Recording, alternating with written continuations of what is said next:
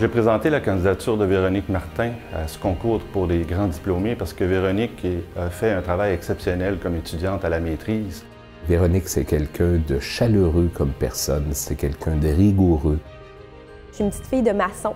Je viens de la région, puis pour moi, c'est pas banal, hein? Ça l'a marqué le reste de mon parcours aussi. Et j'ai un grand sentiment d'appartenance à la région de l'Outaouais et aussi à mon petit village d'origine qui fait maintenant partie de la grande ville de Gatineau, là. Mais pour moi, ça demeure encore maçon. Puis il y a quelque chose aussi, je crois, dans ma personnalité et dans qui je suis aujourd'hui qui appartient à cette petite fille qui a grandi dans un village. Pour mes parents, en fait, c'était très important que je puisse aller à l'école, aller à l'université aussi. Ils ont toujours valorisé l'éducation.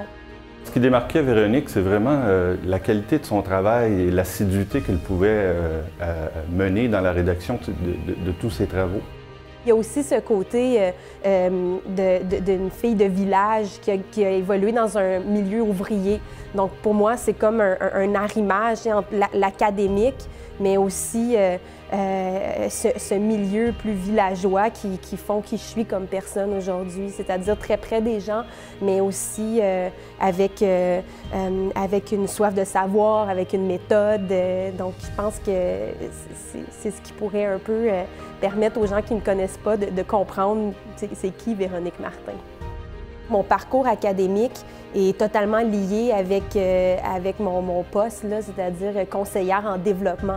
Moi, je travaille pour une organisation, la Coopérative de développement régional, dont la mission est d'œuvrer au développement du territoire par le biais de l'économie sociale.